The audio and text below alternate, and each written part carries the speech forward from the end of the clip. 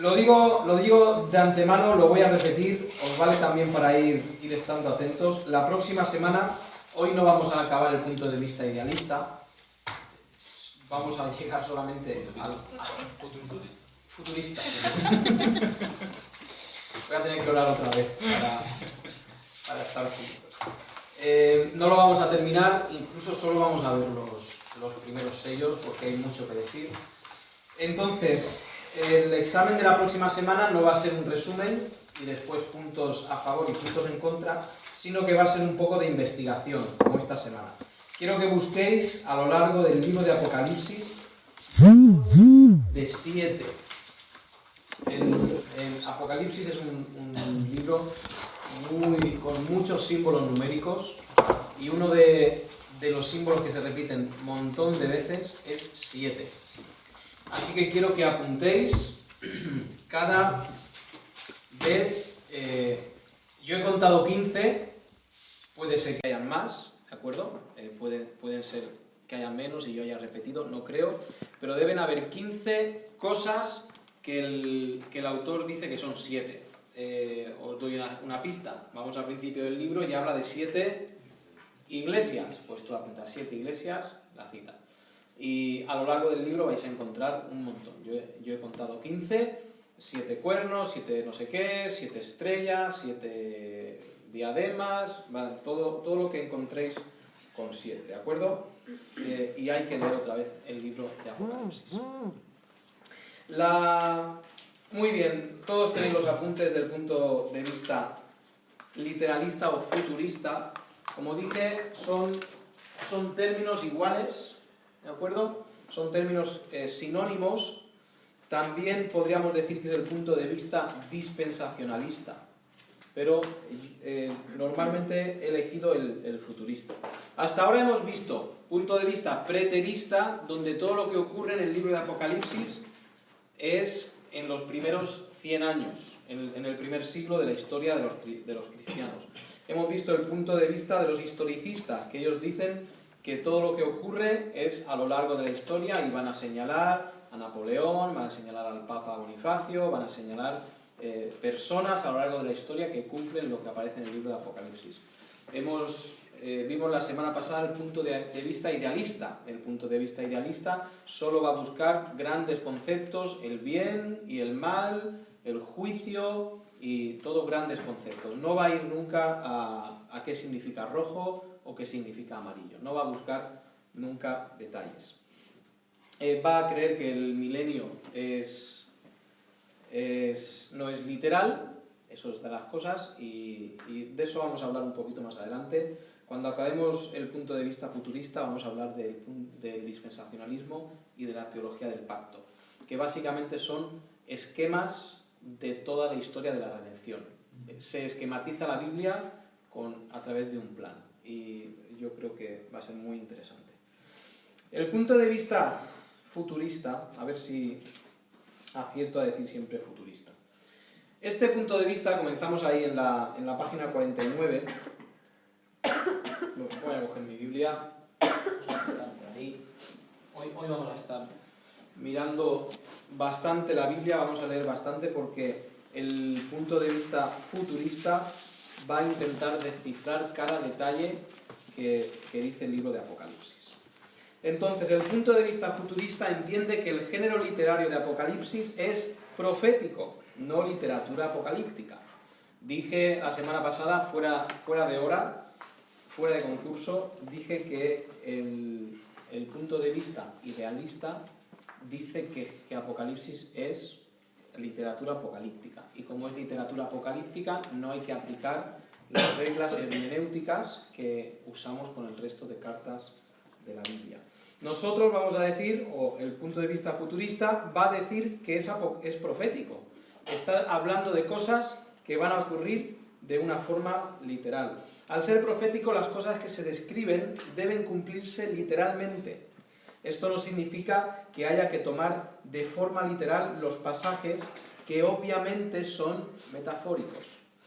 Nosotros vamos a coger el método, este método literalista es lo que aplicamos al resto de la Biblia.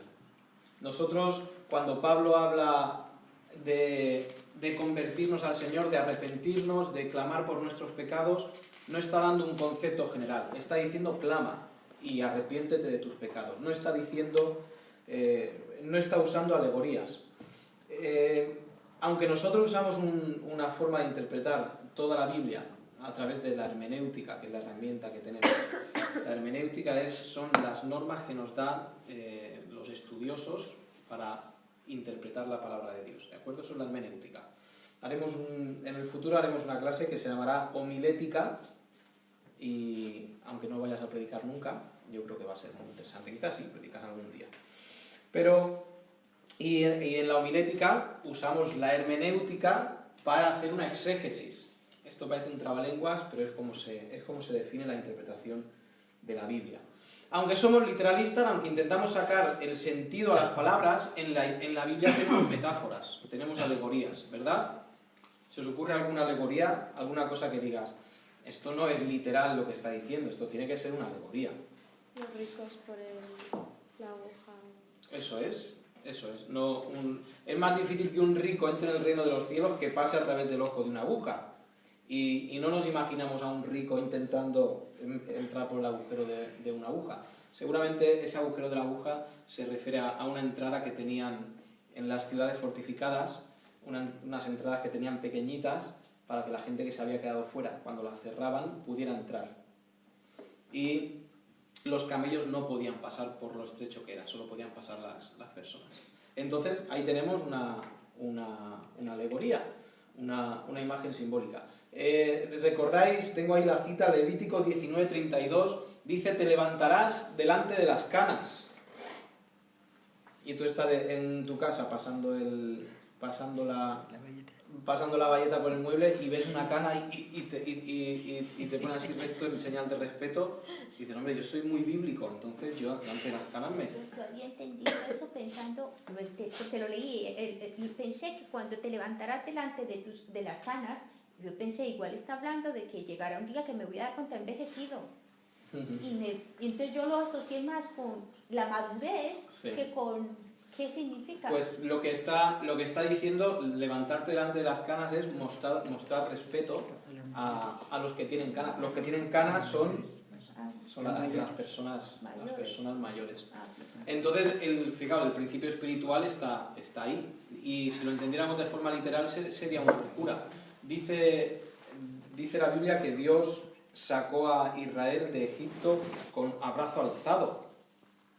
Y no entendemos que Dios tiene un brazo y que Dios levantó su brazo, entendemos que Dios es espíritu y lo que está diciendo es que le sacó con poder, le sacó con fuerza.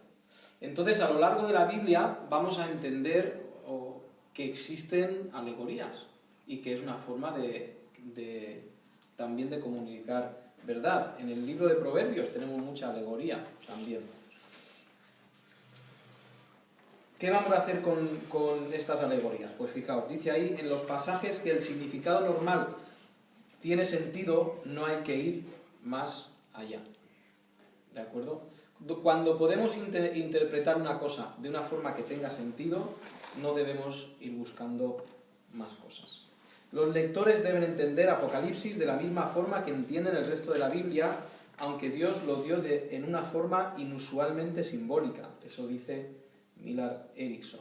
Este señor escribió un sistema teológico y yo creo que no he leído nada tan complicado en mi vida. Este hombre es increíblemente difícil de seguir y es todo un cerebro. Si alguna vez llega a vuestra mano son comentarios, es un sistema teológico. Si alguna vez llega a vuestra mano, dejarlo en la tienda otra vez y coger uno más sencillo. Pero este buen teólogo. Y dice eso, hay que entender de la misma forma que entienden el resto de la Biblia, aunque Dios dio en una forma inusualmente simbólica. Y eso es la realidad. Vamos a encontrar un montón de símbolos en Apocalipsis. Y cuando las cosas en Apocalipsis tengan un sentido normal, lo vamos a interpretar como normal. La interpretación futurista está mayormente relacionada con los dispensacionalistas, los cuales defenderán que el arrebatamiento precede al capítulo 4. A partir de ese capítulo, los eventos siguen una línea cronológica.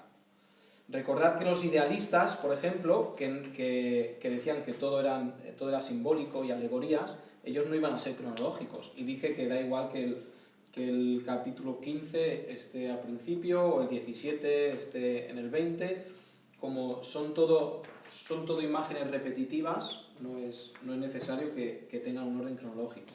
Pues el libro de Apocalipsis, según los futuristas, va a seguir un orden cronológico. ¿De acuerdo? La estructura del libro es la estructura, de todos los puntos de vista, esta estructura es la más sencilla de todas. La estructura del libro surge sencillamente del versículo 1:19, ¿os acordáis? ¿Verdad? 1:19. Escribe las cosas que has visto, las que son y las que han de ser después de estas. Entonces nuestro esquema va a ser muy sencillo. Las cosas que Juan ha visto, ¿qué es lo que Juan acababa de ver? Al Hijo del Hombre. A Cristo, ha visto a Cristo, es una visión del hombre. Escribe esa visión, escribe las cosas que son, él escribe una serie de cartas a iglesias señalando el problema que había en esas iglesias. Entonces, las cosas que eran es lo que Juan había visto, las cosas que son estas 7 iglesias, que es lo que está en presente, y las cosas que están en futuro, pues a partir del capítulo 4 en adelante. Si tenéis esta hojita que estaba ofreciendo yo ahora,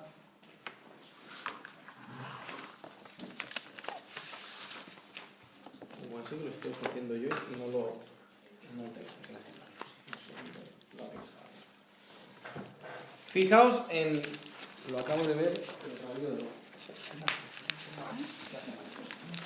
Si os fijáis en el diagrama del libro de Apocalipsis, esto es desde el punto de vista futurista.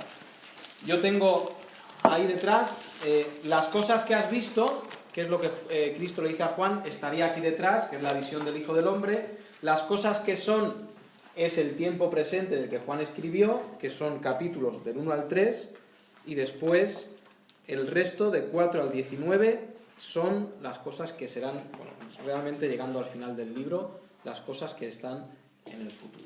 ¿De acuerdo? Entonces, para los futuristas, todo lo que hay, o a partir del capítulo 4 en adelante, todo está por cumplirse. No se ha cumplido nada.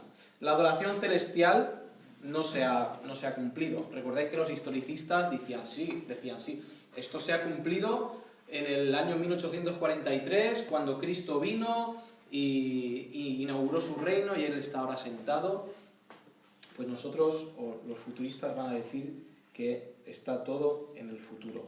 Esa visión del Hijo del Hombre tenemos en el capítulo 1, y como los futuristas van a ser muy detallistas en su interpretación del libro, podemos ver varias cosas sobre el Hijo del Hombre. Ahora digo también esto, todas o la mayor parte de las interpretaciones van a ver el capítulo 1, esta visión del Hijo del Hombre, como alegórica, totalmente. ¿De acuerdo? Fijaos lo que dice. Venga, leemos primero aquí en la página. Al igual que en el resto de las posturas interpretativas, la visión de Cristo como el Hijo del Hombre es interpretada como una visión de Cristo demostrando quién es, demostrando su poder, su gloria, su eternidad, su autoridad, control y protección. En esa visión encomienda a Juan que escriba una carta a 7 diferentes iglesias con el mensaje de todo lo que tenemos en Apocalipsis. La simbología en la aparición de Cristo es evidente. Cristo quería que los destinatarios directos de la carta y el resto de cristianos a lo largo de los siglos leyeran esta descripción suya para ser consolados y animados en seguir en su caminar. Fijaos lo que dice el versículo 12. Me volví, este es Juan, me volví para ver la voz del que hablaba conmigo y vuelto vi 7 candeleros de oro y en medio de los 7 candeleros a uno semejante al Hijo del Hombre, vestido de una ropa que llegaba hasta los pies y ceñido por el pecho con un cinto de oro. Su cabeza y sus cabellos eran blancos como blanca lana, como nieve, sus ojos como llama de fuego, y sus pies semejantes al bronce bruñido, refulgente como en un horno, y su voz como estruendo de muchas aguas. Fijaos que Juan está intentando describir lo que está viendo. Y fijaos como una vez tras otra, él dice la palabra como. Él era como. Está intentando dar una descripción de lo que está viendo. Primeramente ve a esa imagen, ese hombre vestido con unas vestiduras hasta los pies y en su pecho un cinto de oro. Voy a empezar ya diciendo uno de los puntos débiles del futurismo. Interpretar todos los detalles hasta el final es muy difícil. Interpretar todo lo que está sucediendo o todo lo que va a suceder y entenderlo perfectamente como debe ser es muy complicado. ¿Qué significa que su vestido llega hasta los pies? Claro, nos toca mirar en el contexto bíblico quién o en qué momento alguien lleva unos vestidos largos. Pensamos en Cristo como un sacerdote, y los sacerdotes en el tiempo de la ley llevaban estas vestiduras hasta abajo. ¿Quién nos confirma qué significa eso, que Cristo viene como un sacerdote? Nadie puede confirmarnos. Ahí tenemos que especular. Eso es uno de los problemas del futurismo o del futurista. Cuando entramos en detalles podemos tener problemas para interpretar, y seguramente personas diferentes interpretarán de diferentes formas. ¿Qué podemos decir? Bueno, si lleva, pensando un poco en la cultura de aquellos tiempos, si lleva una falda larga, vestido largo, no va a estar trabajando en el campo, ¿no? Si vas a trabajar en el campo y... Bueno, yo no he ido nunca a trabajar con falda, igual tú has tenido que ir alguna vez a trabajar con falda y con una falda larga, y no estás cómodo. Cuando alguien va a trabajar, o también me vale para ir a la guerra. A la guerra no iban con las túnicas hasta abajo intentando correr detrás del enemigo, porque se levantaban, se ceñían, y de ahí viene ceñidos los lomos. Cuando habla de ceñirse los lomos, es la imagen de alguien que se prepara para hacer algo. Y los judíos, cuando iban al campo, se quitaban ropa o se ceñían para no ir con las túnicas largas y para estar cómodos para poder trabajar. Esto es especulación. Esto es especulación. Puede ser que Cristo venga, esté dando la imagen de un sacerdote. Puede ser. Dice después, Cristo camina entre los candeleros. Al final del capítulo aclara que los candeleros representan las iglesias. Y es curioso que el escritor quiere que nosotros tengamos clara una de las simbologías. Otras simbologías no nos las va a decir qué son, pero esto sí nos va a decir qué es. Y Cristo está moviéndose entre las iglesias, Cristo está moviéndose entre los candeleros. Eso es totalmente bíblico. Eso sí podemos decir, donde hay dos o más reunidos en mi nombre, Cristo está ahí. Y Cristo se está moviendo entre esos candeleros. Su cabeza blanca como la nieve y como blanca lana podría significar, por la repetición del color blanco, la pureza de la santidad. Podría serlo. Cuando hay simbología más fácil, simbología más difícil. Cuando pensamos en alguien vestido de negro, no pensamos en la vida, ¿verdad? Pensamos en la muerte. Pues esas simbologías son sencillas. Puede ser, el blanco es un color que habla de la pureza. Entonces puede ser que esté diciendo o hablando de la pureza que tiene Cristo. Sus ojos de fuego. Evidentemente esto no lo vamos a interpretar literalmente. Lo que está usando es una alegoría para decir ojos poderosos. Recordáis que Cristo llamó a los fariseos ciegos, ¿verdad? Y dice, vosotros sois ciegos, pero es que además de ser ciegos, sois guías de ciegos. Los sordos también eran, pero porque no querían escucharle. Pero dicen, es que no solamente es que seáis ciegos, es que además queréis guiar a gente. Es absurdo que vosotros como ciegos queréis guiar a nadie. pues en este caso la capacidad de ver es la capacidad de entender la verdad.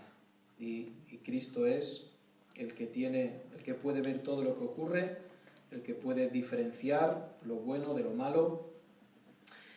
Cristo también ve lo que está pasando, su capacidad de ver, eso habla del poder de su visión, de saber lo que está pasando. Sus ojos poderosos, que son capaces de ver todo lo que ocurre en la vida del creyente, desde su debilidad, su dolor, su pecado, hasta también su persecución. Sus pies de bronce, y esta señal es más, este símbolo es más difícil, que son pies de bronce. Además dice el versículo, sus pies semejantes al bronce bruñido, y son palabras que nosotros ni usamos, bronce bruñido. ¿Qué nos toca hacer? Nos toca, bueno, William, tú sí que tocas bronce y trabajas bronce. Entiendo que el bronce es un metal duro. Y claro, tenemos que entender que esto se está diciendo en el año 100, entonces no había titanio y acero forjado y todo esto. Pero el bronce es uno de los metales duros. Y bruñido es recién lavado, brillante, como cuando coges... ¿Sí, verdad, William? Pulido. Eso es, cuando coges la cubertería de bronce o de plata, si la tienes, y limpias bien y sacas brillo, que dices, wow, esto es nuevo, esto es brillante. Los pies pueden hablar de firmeza, de su decisión, de que Él es firme en lo que está haciendo en nuestra vida, Él es firme en lo que quiere hacer con nosotros. Podría ser. Su voz como estruendo de muchas aguas, y esto lo relaciona normalmente con su autoridad, la autoridad que tiene Dios. Sigue diciendo que en su mano derecha tiene las 7 estrellas, que son los ángeles, que son mensajeros, que son líderes de las 7 iglesias. La palabra ángel siempre es la palabra mensajero, ¿de acuerdo? Siempre la palabra mensajero, la palabra ángel. Y cuando dice, después en cada carta dice, escribe al ángel en Éfeso o escribe al ángel en la Odisea, lo más sencillo es escribe al mensajero, escribe al responsable, al que lleva la palabra. Y por eso la mayoría van a interpretar como que Cristo tiene en su diestra a los pastores, a los líderes de esas 7 iglesias. Que eso es una imagen bastante interesante. Dios no tiene en su mano las iglesias, Dios tiene en su mano a los pastores. Es curioso. Otro día hablamos de posibles aplicaciones para ese significado. Pero de su boca salía una espada aguda de doble filo. La espada es sinónimo de justicia y la justicia tiene 2 lados. La justicia recompensa y la justicia castiga. Pablo dice, someteos a las autoridades porque Dios le ha dado a las autoridades una espada. Y cuando nosotros hacemos lo incorrecto, es correcto que seamos castigados. Cuando tú vas a 160 por la autovía y te para el guardia civil, es totalmente correcto que te castigue. Y Dios le ha dado la autoridad para que te castigue. Pero la imagen es de justicia, de hacer juicio. Nos dice que la palabra de Dios es como una espada, que entra y con la verdad que hace juicio. Cuando dice que es más cortante que toda espada de doble filo, que penetra hasta el fondo y separa hasta las partes más finas, separa la palabra de Dios, es que la palabra de Dios llega al fondo de lo que somos cada uno de nosotros para hacer un juicio correcto de nosotros. Y como he dicho algunas veces, para llamar al mentiroso, llamarlo mentiroso, al justo, llamarlo justo, al ladrón, llamarlo ladrón. Y emite un juicio perfecto. Y nosotros no podemos oponernos al juicio de Dios y al juicio de la palabra. Dice, también vamos a tener más adelante que de la boca de Cristo surge la vida, y esto es interesante, de la boca de Cristo surge la vida y de la boca de Cristo surge también la muerte. Tenemos al final, cuando están después del reino milenario, todas las naciones se han juntado y Cristo baja y pelea y dice que de su boca sale una espada que destruye a todos. Y desde luego que esto yo lo voy a considerar una alegoría también. Pero de la boca de Cristo surge la vida, y de la boca de Cristo surge, claro, decir castigo nos suena raro, pero decir que surge juicio es totalmente correcto. Y el juicio, como he dicho, tiene sus dos lados, el castigo y también la recompensa. Dice: y su rostro era como el sol cuando resplandece en su fuerza. Pues tenemos que pensar en el sol cuando resplandece en su fuerza, y a las 12 del mediodía, a las 2, a las 3, que depende de la época del año, esté más lejos o más cerca el sol, pero no se puede mirar al sol directamente. En invierno el sol está más cerca, ya lo sabéis. Y miras al sol y tiene tanto resplandor que no lo puedes mirar. Sabéis a lo largo de la Biblia que con qué está relacionado la luz, algo muy luminoso, muy resplandeciente. Con Biblia, ¿no? La palabra de Dios. Salomón dice. Está relacionado con la palabra gloria de Dios. La gloria es la palabra luz. Entonces, cuando hablamos de la gloria de Dios, siempre hablamos de lo resplandeciente que es Dios. Entonces, esto está hablando de la gloria. Es muy curioso para nosotros, porque nosotros, cuando vemos a alguien muy importante, no decimos, mira qué luminoso es. Pero básicamente en el judío y el griego decían a una persona muy importante que tenía mucha gloria, mira cómo de luminoso es. Y claro, siempre que se refieren a Dios, están hablando de su luminosidad, y a nosotros nos llega la palabra gloria, la gloria de Dios. Entonces, el sol en su fuerza no lo puedes mirar de lo brillante que es su resplandor. La gloria de Cristo es tanta que nos da la imagen igual de que es algo que no se puede mirar de frente, de lo resplandeciente que es. Desde luego también tenemos en la Biblia la idea de andar en oscuridad es andar en mentira, y andar en luz es andar en verdad. Eso también lo tenemos en la palabra de Dios. Muy bien.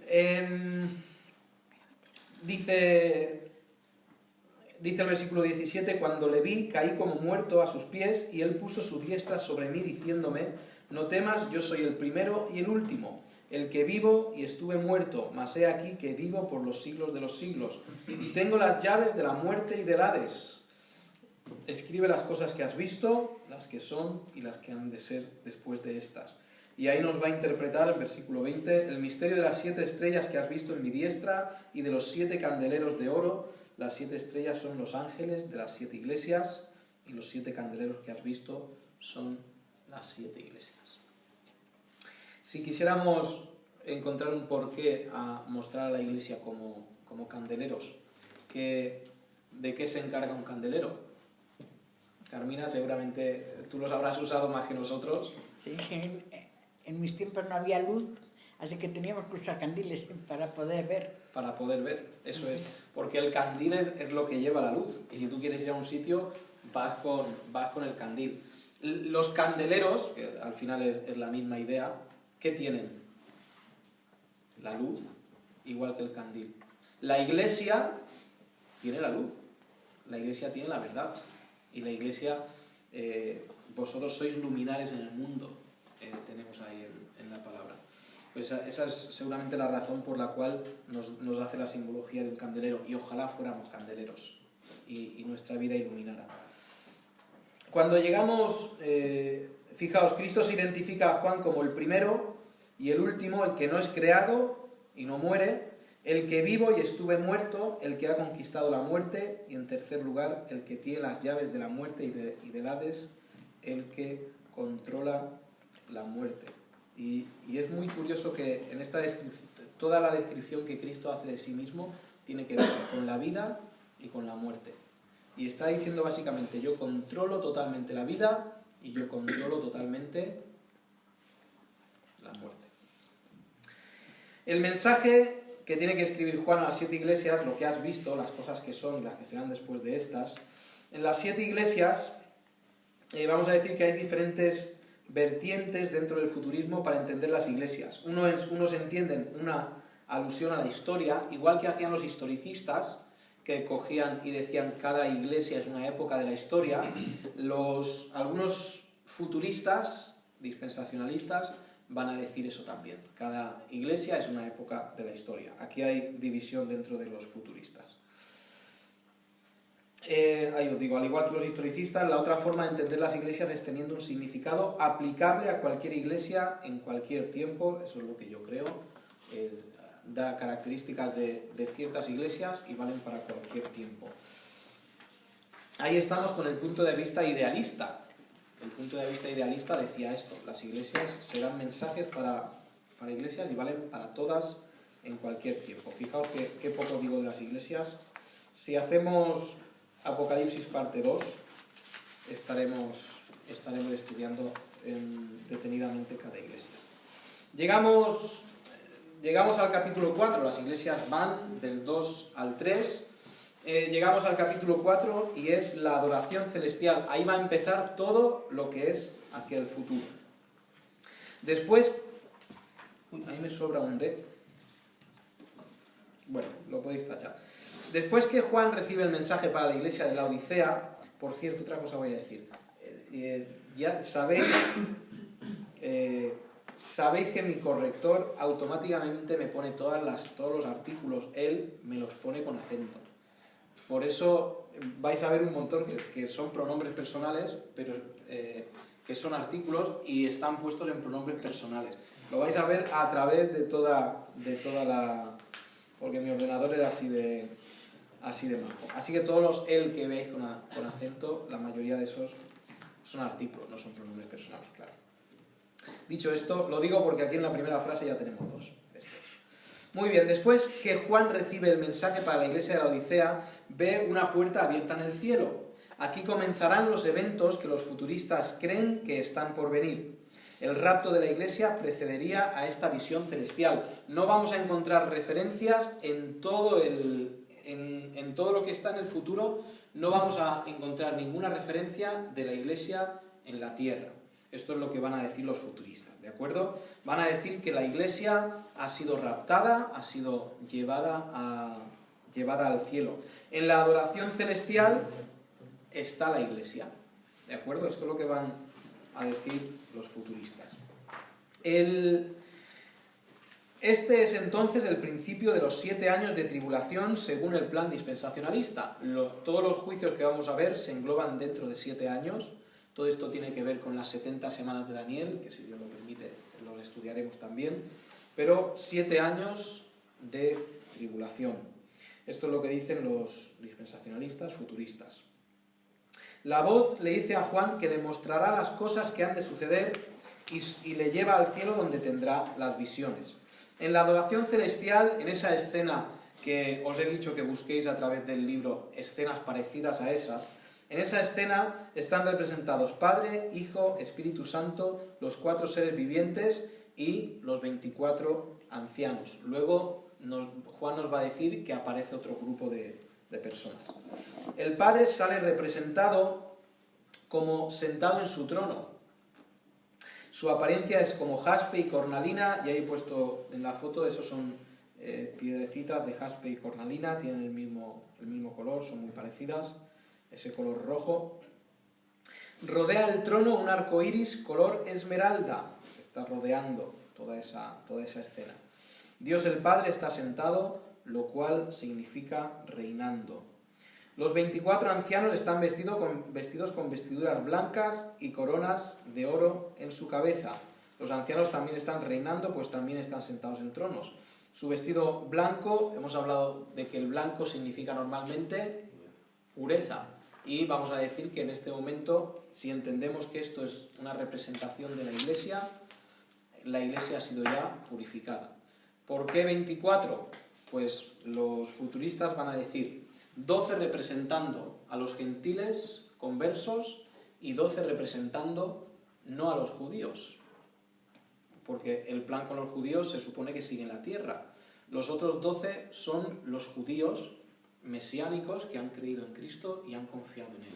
Entonces están representados ahí los judíos y los gentiles. No nos olvidemos nunca que, entendedme con esto, y no se dice así, pero hay dos razas, una a los judíos y otra a los gentiles. Y los judíos siempre son diferentes que los gentiles. Siempre, nosotros somos perros gentiles, eso es lo que somos. Por la gloria de Dios somos hechos sus hijos, pero entendamos que esto es así. Entonces tenemos los 24 ancianos, tenemos los creyentes y también los judíos que han creído en él. Si habéis visto que tienen coronas los ancianos, si tienen coronas y estas coronas se refieren a los premios que Dios va a dar en el tribunal de Cristo, recordad que ya ahí tenemos todas estas citas son referentes al tribunal de Cristo, en el cual será un tribunal, recordad siempre, de recompensas, y será un tribunal donde solo estemos los creyentes. Si los ancianos están sentados en tronos y además están con coronas, vamos a entender que el tribunal de Cristo ha acontecido ya. Y lo cual, en el plan de Apocalipsis, significaría los cristianos son arrebatados, el Espíritu Santo, esto es otra cosa interesante, el Espíritu Santo es arrebatado también al cielo y llega a ese trono celestial. Nosotros vamos al tribunal de Cristo, somos recompensados en el tribunal de Cristo y después pasamos automáticamente a esta adoración celestial. ¿De acuerdo? Curioso, levanto aquí esta pregunta, ya la levanté con los idealistas. ¿Quiénes son los 24 ancianos? ¿Quiénes podrían ser si no son los redimidos? Seres que han sido purificados, por eso llevan vestiduras blancas, han sido coronados, han sido recompensados. Es difícil encontrar una explicación sencilla para esto fuera de los futuristas. ¿De acuerdo? El Hijo, tenemos ahí, el Hijo es el Cordero que aparenta haber sido inmolado. Tiene 7 cuernos. Uy, sí, ahí hay un 7, ya podéis apuntar. Tiene 7 cuernos, que normalmente es figura de poder. Los cuernos, por la cultura, otra vez, la cultura nos echa una mano a la hora de interpretar. Los cuernos significan poder, normalmente. ¿Qué significa el 7? El 7 es, siempre decimos el número de la perfección. La idea en la Biblia de algo perfecto es algo completo. Entonces, cuando se habla de 7 cuernos, se está diciendo que él tiene el poder total, el poder completo. Y fijaos, tiene 7 ojos. Y esos 7 ojos, que son los 7 espíritus, esto se nos va complicando, ¿vale? Ese cordero tiene 7 cuernos, tiene 7 ojos. Y esos 7 ojos los entenderán los futuristas como la plenitud del espíritu. Eso lo tenemos en versículo 6 del capítulo 5. Tienes 7 cuernos, 7 ojos, los cuales son los espíritus de Dios enviados por toda la tierra. Y tú dices, Israel, antes has dicho que los ojos son símbolos de conocimiento. Pues nos vamos a encontrar con estas contradicciones. Y ese va a ser uno de los puntos débiles del futurismo. Las contradicciones a la hora de interpretar. Pero sigue diciendo, el espíritu es representado como 7 lámparas de fuego que arden delante del trono. Quizá es la simbología menos clara en este pasaje, pero es identificado de esta manera en Apocalipsis 4:1 y esa será 1:4. Es 1:4, no es 4. Fijaos qué interesante, en Apocalipsis 1:4, fijaos, dice Juan a las 7 iglesias que están en Asia: gracia y paz a vosotros, del que es, y que era, y que ha de venir, y de los 7 espíritus que están delante de su trono, y de Jesucristo, el testigo fiel, el primogénito de los muertos, y el soberano de los reyes de la tierra. La salutación es de parte de Padre, Hijo y Espíritu Santo. El Padre es, que era y ha de venir. Los 7 espíritus que están delante de su trono es el Espíritu Santo, y de Jesucristo, el testigo fiel. Eso es muy claro. Entonces, esos 7 espíritus que vemos en la adoración celestial los entendemos como el Espíritu Santo. Tenemos entonces en la escena de la adoración celestial Padre, Hijo, Espíritu Santo.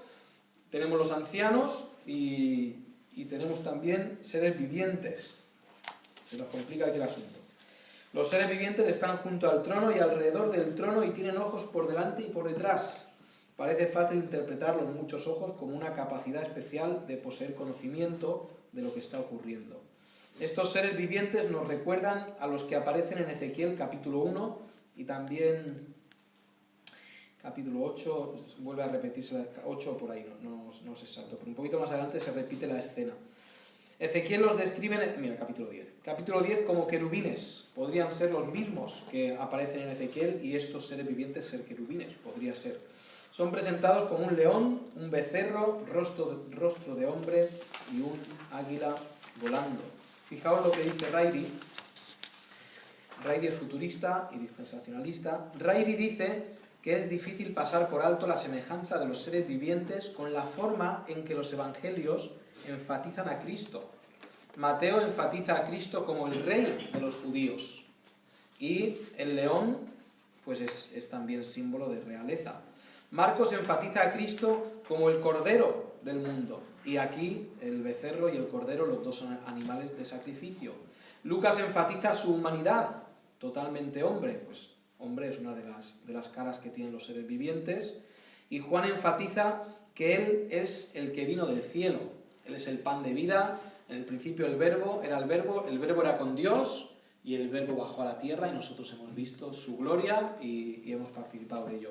Entonces, Juan enfatiza en que es el que vino del cielo y podría significar, el paralelo es por lo menos curioso, esa águila volando, es interesante, no me termina de convencer porque ¿para qué tener representaciones de Cristo si está Cristo ahí? No tiene mucho sentido. Pero estos seres vivientes en todo caso son querubines, servidores de Dios. En la imagen en Ezequiel capítulo 1, estos querubines también aparece un mar de cristal, igual que en la adoración celestial, un mar de cristal, el trono, y los que mueven el trono son los seres vivientes. Los seres vivientes están debajo de este mar de cristal y debajo de este trono, y ellos mueven el trono en la dirección en que quiera. Podéis echar un vistazo en casa a Ezequiel capítulo 1, muy interesante y muy complicado de entender también. Muy bien, ¿qué ocurre en la visión celestial? Ya hemos presentado los personajes que tenemos ahí. Los seres vivientes en representación de las huestes espirituales y los ancianos en representación de la humanidad cristiana alaban a Dios. Fijaos qué interesante. Padre, Hijo, Espíritu Santo, seres vivientes que van a representar toda la faceta espiritual de la creación de Dios, ángeles, arcángeles, querubines, tronos, todos los seres espirituales servidores de Dios. Y también tenemos a quién, a los ancianos que van a representar todo el linaje creado humano, también dando adoración a Dios en esa escena. Hay un mensaje que dicen los seres vivientes. Los seres vivientes hay en capítulo 5.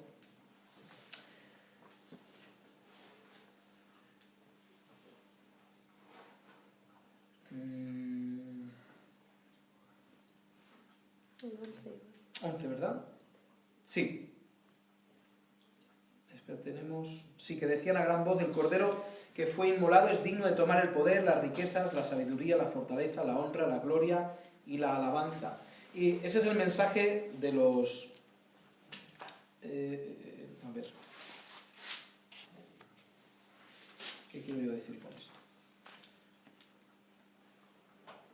Sí, el mensaje lo podemos separar en dos partes. Primero, el versículo 12 habla del carácter de Dios. La fortaleza, la sabiduría, la honra, la gloria son de Dios, absolutamente. Y fijaos que en el siguiente versículo: y todo lo creado que está en el cielo y sobre la tierra y debajo de la tierra y en el mar y todas las cosas que en ellos hay, oí decir: al que está sentado en el trono y al Cordero sea la alabanza, la honra, la gloria y el poder por los siglos de los siglos. Tenemos alabando su carácter y alabando también sus obras. Es lo que tenemos en esta escena. Se alaba el carácter de Dios, se alaban también las obras de Dios. Y nunca podemos, Dios no lo hace y nosotros tampoco podemos separar nuestro carácter de nuestras obras. No puede salir De una fuente de agua dulce no puede salir agua salada, de una fuente caliente no puede salir agua fría. Nosotros no podemos tener el carácter correcto y vivir de la forma incorrecta. No puede ser. Tampoco podemos tener el carácter incorrecto y vivir de la forma correcta. Necesitamos que nuestra vida sea consistente en esas dos áreas. Dios lo es absolutamente, desde luego. El que está sentado en el trono tiene un libro en su diestra que está sellado y no se encuentra quien lo pueda abrir. En la antigüedad los documentos secretos o importantes se sellaban con una serie de sellos. Solo el dueño o receptor podría abrir estos sellos. Juan llora porque no se encuentra nadie digno de abrirlo. Juan sabría, y esto aquí levanto pregunta, ¿Juan sabría que el libro contenía la justicia de Dios sobre la tierra, la culminación de los tiempos y la recompensa final para los justos? Pues no lo sabemos. ¿Por qué llora Juan? Es una incógnita. Quizá Juan está llorando porque algo tan importante para la historia del hombre y para la historia celestial no puede ser abierto. Puede ser. La cuestión es que uno de los ancianos consuela a Juan y le dice que el cordero que entra en escena es el único digno de abrir el libro. Este cordero, siendo Cristo, se acerca y toma el rollo. Entonces todos los que antes alababan a Dios Padre, ahora alaban al cordero. Juan ve una multitud compuesta por ángeles y ancianos, y su número era millones de millones. Todos nosotros, según los futuristas, estaremos en esa alabanza al cordero. Juan levanta la vista y donde solo había visto antes los ancianos, ahora ve que hay millones de seres angelicales, de ángeles y también de ancianos que están adorando al Cordero. Los futuristas van a entender que ahí estamos todos nosotros representados. Representados no, somos nosotros los que hacemos esa adoración celestial. ¿De acuerdo? Muy bien, los sellos. Uno de los seres vivientes le dice a Juan que mire, y a partir de ahora Juan será espectador de cómo Cristo desata la justicia, castigo, sobre los malos en la tierra. Ahora es cuando va a empezar, por fin, los juicios. Esta adoración celestial precede a la apertura de los sellos, y a cada sello sabemos que van a ir viniendo desastres sobre la tierra. En la apertura del último sello surgen las 7 trompetas, de la última trompeta surgen de igual manera las copas. Y empezamos con esos sellos.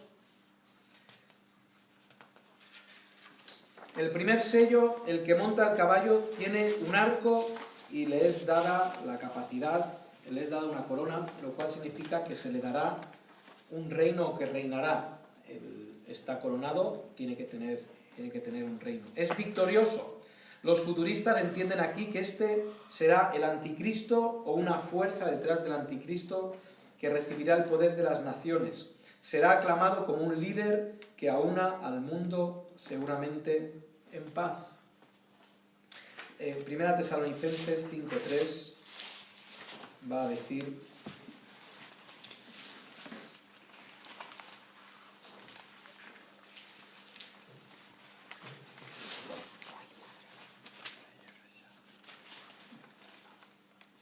fijaos, porque vosotros sabéis perfectamente que el día del Señor vendrá así como ladrón en la noche, que cuando digan paz y seguridad, entonces vendrá sobre ellos destrucción repentina, como los dolores a la mujer encinta, y no escaparán. Es interesante que el plan dispensacionalista requiere que el mundo vaya en dirección a la paz. Esto, claro, nosotros lo vemos y somos un poco negativos. Ahora, también hay que decir una cosa. Estamos en un periodo, hay muchas tensiones internacionales, se puede desatar una guerra en cualquier momento, pero han habido épocas de la historia en las que ha sido continuas guerras entre países. Ahora tenemos muchas partes del mundo que no hay guerra. Tenemos todas las Américas están libres de guerra. Europa no, Europa tiene algunos puntos, sobre todo en el este, con guerra. Oriente Medio tienen guerra. África tienen guerra y muchas cosas que ni sabemos. En Oriente Medio hoy salió una noticia que hay dos árabes peleándose, no recuerdo, haciendo declaraciones contrarias uno al otro. China parece tranquilo y bueno, y si nos metemos ya con las Coreas, ya lo sabéis. Pero creo que el volumen de guerras ha descendido un poco. No sé si vamos a volver a tener más, a tener menos, pero es curioso que cuando se hable de paz, el día del Señor tiene que venir cuando en el mundo o haya una paz general o se esté hablando de paz, y eso es curioso. Ahora, vamos a entender, según el plan futurista, esto es después del arrebatamiento. Y ahora quiero que imaginéis conmigo cómo será el arrebatamiento.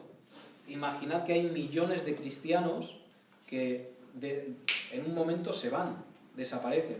Tenemos cristianos conduciendo coches, tenemos cristianos conduciendo autobuses, tenemos cristianos pilotando aviones, tenemos cristianos encargados de centrales nucleares, tenemos cristianos encargados de centrales eléctricas, tenemos cristianos repartidos, gracias a Dios, por todo el mundo y todos sitios. Y esa gente de repente desaparece. ¿Habrá un caos en la circulación? Seguramente. ¿Habrá un caos con temas de electricidad, con temas de luz, con temas nucleares, con temas químicos? No sabemos. Lo que sí sabemos es que el mundo va a quedar colapsado, no solamente por los que se han ido y las condiciones que se quedan, sino qué ha pasado con esta gente. ¿Qué ha pasado con los cristianos? Claro, ellos van a decir, los han abducido los extraterrestres o cualquier cosa así dirán. Pero imaginad que después de este palo tan grande para el mundo, llegue el anticristo, y fijaos, el anticristo, en el primer caballo, el blanco, que viene imitando a Cristo por ser blanco, pero es el anticristo, él consiga controlar el caos que se ha generado en toda la situación del arrebatamiento. Él podría aunar al mundo a una paz. Sabéis que, y se da de vez en cuando, que dos que son enemigos, cuando surge una situación muy grave, terminan trabajando juntos para solucionar esa situación. Puede ser que este anticristo sea un líder que dé soluciones, aúne a toda la humanidad, y toda la humanidad le siga. Y el anticristo tiene luego que recibir poder, tiene que sentarse en el templo, en Jerusalén, y todo esto puede ser. Ahora, fijaos, otra cosa a tener en cuenta. El primer caballo y el segundo caballo, o el resto de caballos, no son aliados. Si entendemos que el primer caballo es el anticristo, es que Dios permite que el anticristo entre en acción. El anticristo puede estar vivo ahora mismo, ¿de acuerdo? Eso podría ser. Podría ser un líder que esté ya, o podría ser un líder que nazca en unos años. No sabemos. Pero, fijaos, si el primer caballo es el anticristo, Dios permite que el anticristo coja ese poder, consiga esa paz, y automáticamente va a llegar después el segundo sello, que es otro caballo. Juan le invita a mirar, otra vez a Juan se le invita a mirar, creo que es el segundo ser viviente, le dice que mire, y en esta ocasión sale un caballo rojo bermejo. Bermejo es pelirrojo, es realmente un pelirrojo, es un rojo curioso. Pero se le da la capacidad de quitar la paz que hay en la tierra por medio de la guerra. Fijaos, hay una paz que va a ser muy cortita, y este segundo caballo viene a quitar la paz que el anticristo está poniendo. Su color nos da una idea de gran derramamiento de sangre. La espada que trae, tenemos otra vez una espada, vuelvo a decir, la espada de justicia, y también es castigo, pues en este caso es una espada de castigo. El primer caballo y el segundo no tienen por qué, de hecho no. Si entendemos los sellos de esta manera, no son aliados. El tercer caballo es negro y trae una balanza en la mano. Es fácil pensar en la muerte por el color negro del que lo monta.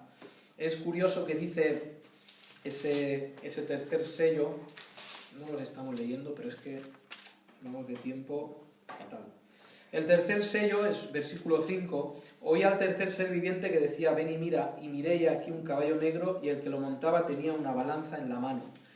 Y oí una voz de en medio de los 4 seres vivientes que decía, 2 libras de trigo por 1 denario y 6 libras de cebada por 1 denario, pero no dañes el aceite ni el vino. Si entendemos esto literalmente y vamos al contexto de aquella época, nos dicen los historiadores que el denario, bueno, esto lo dice la Biblia, o que dice después, lo dicen los historiadores, un denario era el pago de un día de trabajo en la época de Cristo. Un denario, el trabajo de un día de un trabajador. Con ese denario se podía comprar 8 libras de trigo o 24 de cebada. Y estamos en el año 2017, el cereal que más se produce a nivel mundial es trigo, ¿de acuerdo? La cebada creo que es el tercero o el cuarto. Pero esto quiere decir que habrá una octava parte, siguiendo lo que dice esta voz, 2 libras de trigo por 1 denario y 6 libras de cebada por 1 denario, pero no dañes el aceite ni el vino. Si usamos estos porcentajes, quiere decir que habrá una octava parte del suministro normal de comida. Una octava parte del suministro. ¿Por qué sube el precio? Porque hay menos, ¿de acuerdo? Y se puede comprar menos con más dinero. El aceite y el vino, indispensables en la dieta judía, no serían tocados. Imaginad en un contexto así, cuando el mundo está intentando reponerse de este arrebatamiento que ha creado caos, ha creado miedo, ha creado destrucción, quizá incendios en muchos sitios. La comida es pues minimizada, es reducida a la octava parte de la cantidad que hay normalmente. El aceite y el vino, curioso que diga que no serán tocados, y aquí MacArthur y Ryrie no están de acuerdo. MacArthur dice que Ryrie primero prefiere entender que el aceite y el vino se debe entender como productos no básicos, lo cual vendría a decir que productos lujosos e innecesarios en esa época de escasez de comida y de lo básico para vivir, habría muchísimas cosas innecesarias, como el típico que no tiene para comer y va con ropa carísima y cosas así, y es una paradoja. Pero podría ser. En cambio, MacArthur dice que el aceite y el vino eran cosas indispensables en la dieta, pero que Dios decide no tocarlo para no acabar totalmente con la humanidad. ¿Por qué son el aceite y el vino indispensables? El aceite para cocinar las tortas y muchas de las comidas, y el vino era imprescindible porque, si recordáis, primero para cocinar y en segundo término porque el agua de aquellos tiempos no es como ahora que abres el grifo y tienes agua purificada, o lavada o por lo menos hecha o potabilizada. En aquellos días el agua la cogían de unos pozos de agua sucia, y estoy seguro que en aquella época poca gente había visto agua clara, como tenemos nosotros en muchos sitios, y usaban el vino porque el alcohol del vino mataba las bacterias. Entonces normalmente la gente mezclaba el vino con el agua para que el agua no le hiciera mal. Entonces por eso MacArthur dice que el vino es indispensable. Cuarto sello. El cuarto caballo es un caballo amarillo. La palabra original es, yo lo he puesto aquí, verde amarillento. Lo monta, fijaos qué interesante, cuarto sello, un caballo amarillo, y el que lo montaba tenía por nombre Muerte, y el Hades le seguía, y le fue dada potestad sobre la cuarta parte de la tierra para matar con espada, con hambre, con mortandad y con las fieras de la tierra. Pues no hay que tener mucha imaginación para entender que este cuarto caballo produciría mucha muerte a través de todo esto. Podríamos decir que se está refiriendo a la primera muerte y a la segunda. La primera muerte, el caballo lleva la primera muerte, que es la muerte por todas estas circunstancias del cuerpo, y luego el Hades significa la muerte espiritual, la muerte eterna del hombre. Los medios con los que va a traer muerte: guerras, hambres, enfermedades, ahí dice mortandad, eso son enfermedades.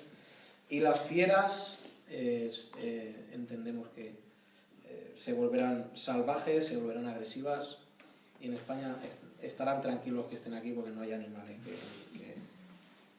Bueno, sí hay víboras, en el monte hay víboras. Ahí en Colombia tenéis que tener cuidado con los monos y todo esto. Bueno, la quinta escena, el quinto sello, la escena es en el cielo, y tenemos a los que no han sido arrebatados al cielo y han profesado después al Señor durante este periodo de tribulación en la tierra. Fijaos que el quinto sello: vi bajo el altar las almas de los que habían sido muertos por causa de la palabra de Dios y por el testimonio que tenían.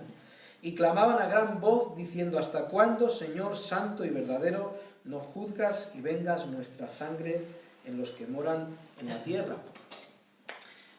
¿Quiénes son estas almas debajo del altar? Si hemos dicho que los ancianos somos los redimidos, los que nos hemos ido en el arrebatamiento, ¿quiénes son estas almas que están clamando por justicia? Pues son las que han muerto en el tiempo de la tribulación. Y entendamos una cosa: ¿quiénes son los salvos en el tiempo de la tribulación?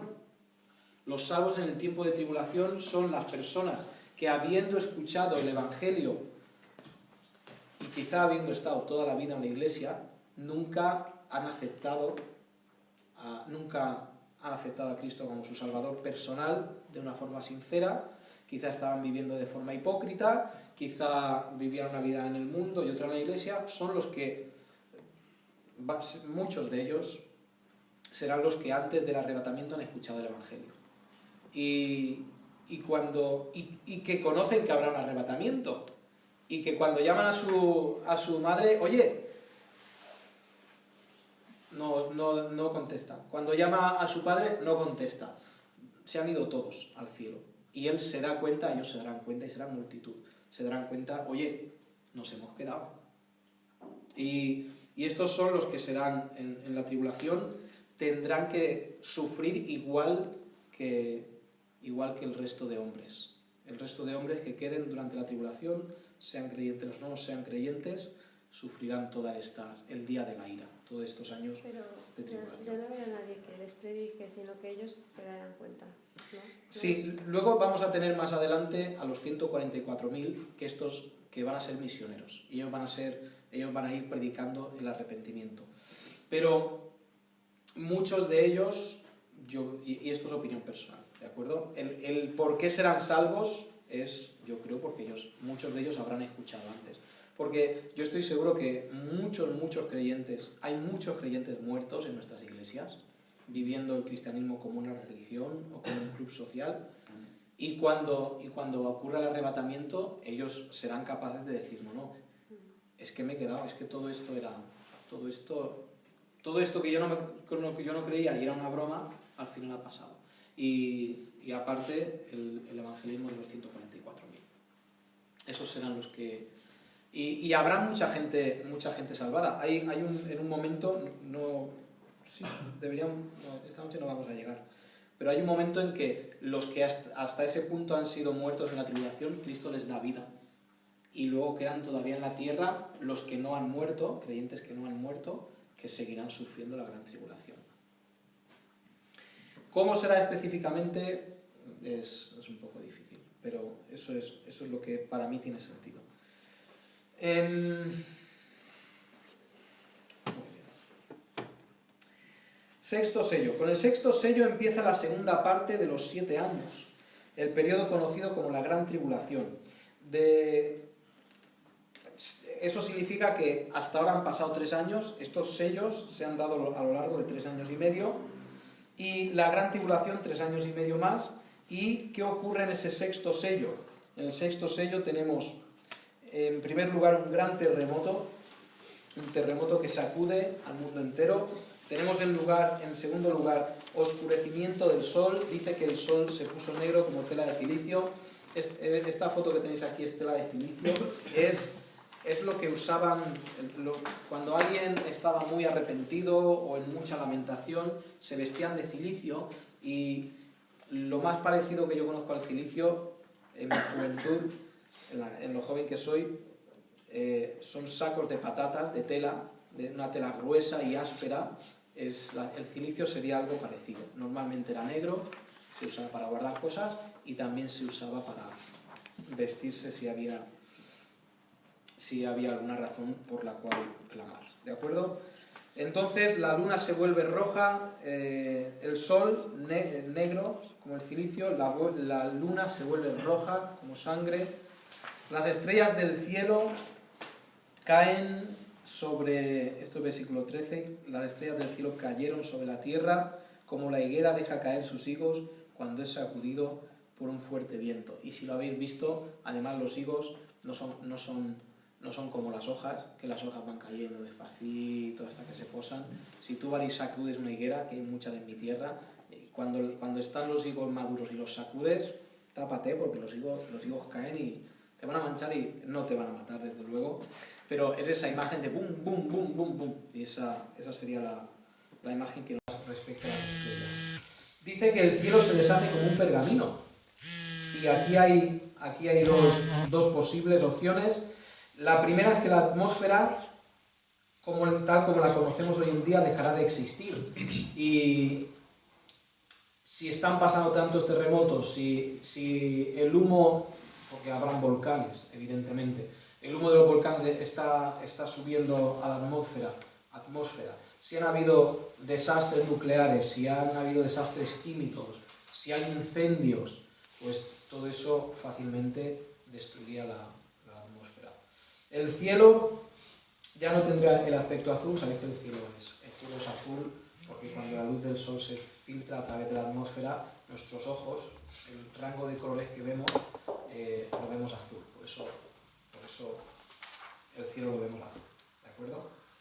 Y cuando el cielo cambia de color, se pone naranja o se pone violeta, es porque está abajo y el sol recorre más atmósfera y la luz que nos llega es diferente y por eso vemos el cielo de otro color. Eso tampoco importa mucho.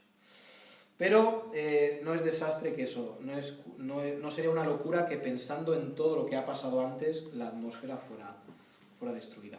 Una interpretación alternativa para este sello es que el cielo sea abierto y la gente pueda ver el trono de Dios. Dice el versículo, el cielo se desvaneció como un pergamino que se enrolla.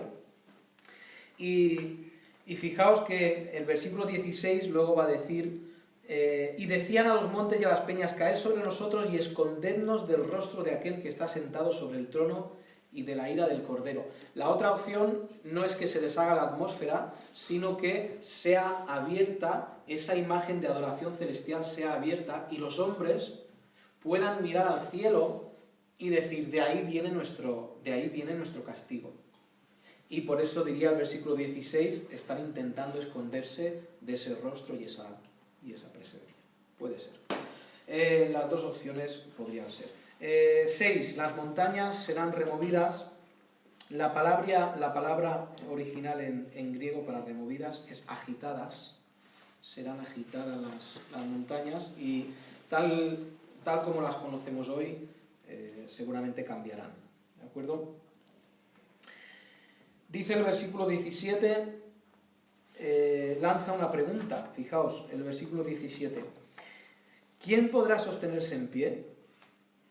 Y, bueno, dice el versículo entero,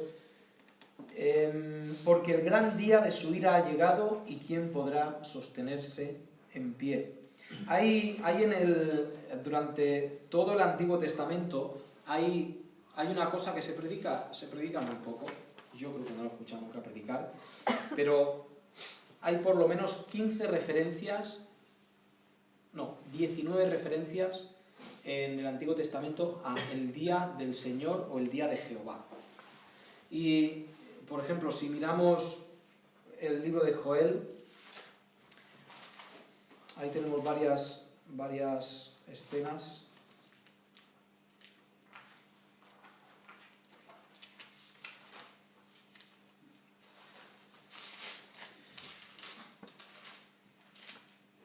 Fijaos, Joel 1.15 nos dice, ay del día porque cercano está el día de Jehová y vendrá como destrucción por el Todopoderoso.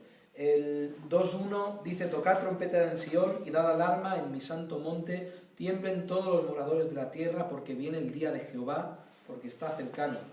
Joel 2.11: y Jehová dará su orden delante de su ejército, porque muy grande es su campamento, fuerte es el que ejecuta su orden, porque grande es el día de Jehová y muy terrible. Y a ver si os suena esta frase: ¿quién podrá soportarlo? Muy parecida a la frase que tenemos en Apocalipsis.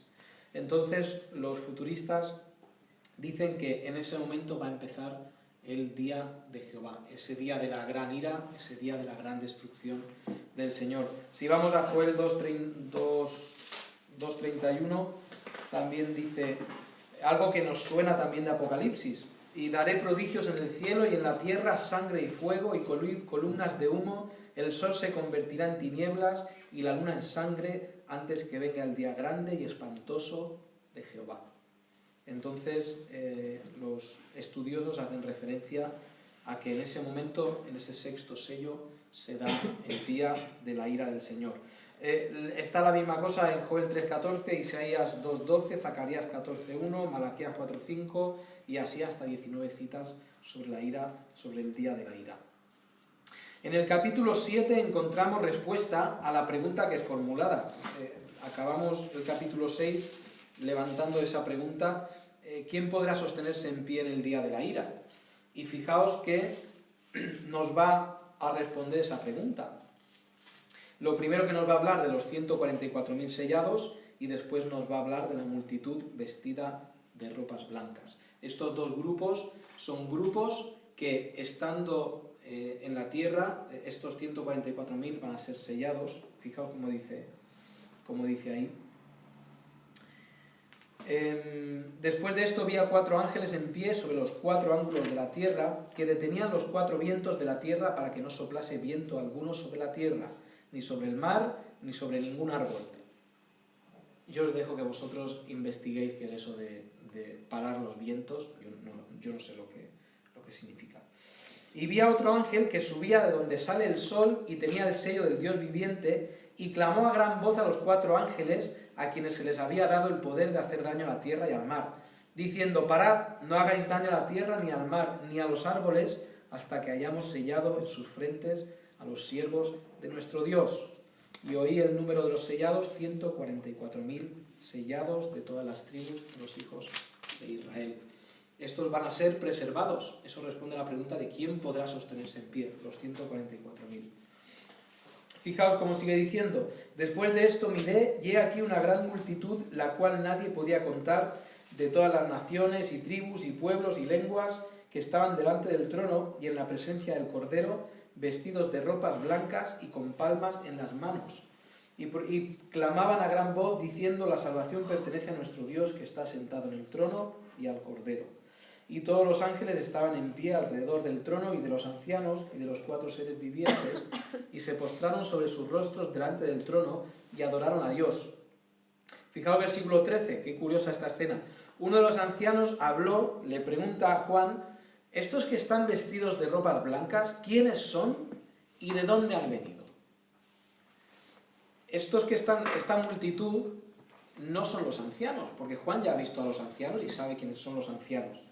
Pero este anciano le está preguntando: oye, esta multitud, el anciano lo sabe, ¿de dónde ha venido? Yo le dije: Señor, tú lo sabes. Y él me dijo: estos son los que han salido de la gran tribulación y han lavado sus ropas y las han emblanquecido en la sangre del Cordero. Estos son los que hasta ese momento durante el periodo de tribulación han creído y han sido muertos, o perseguidos, o por cualquiera de los desastres, han sido muertos y van a la presencia del Señor. Entonces tenemos en el periodo de tribulación salvación también. Y evangelismo, fijaos ahí, los siervos cuando habla de los 144.000 se refiere a los siervos de nuestro Dios. Y estos son personas que están sirviendo a Dios y llevando el Evangelio. Entonces, eso es lo que tenemos en el periodo de tribulación, gente que está convirtiéndose al Señor. La salvación será muy interesante ver cómo es, bueno, yo espero no verlo, pero ver cómo ocurre todo eso será muy curioso. curioso no, será un desastre, realmente, por la cantidad de muertos y todo esto. Pero ¿me entendéis? Yo tengo una pregunta. Sí, claro. O sea, ahora estamos en el periodo de la gracia, ¿no? Eso diría un dispensacionalista. Vale. Continúa. Vale, pues quiere decir que somos salvos, o sea, hasta que el Señor decida, ¿no? Vale, pues después de todo esto, o sea, todavía hay salvación. ¿Y ese qué periodo es? O sea, ¿sigue siendo...?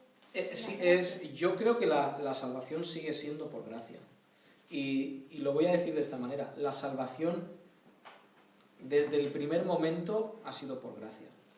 En la época de la gracia que nosotros estamos, tenemos la revelación escrita de Dios, y eso es una ventaja grande. No tenemos milagros ni visiones de Dios. En el Antiguo Testamento no tenían la revelación completa, pero sí tenían milagros. Dios, en su bondad, nos equilibra un poco.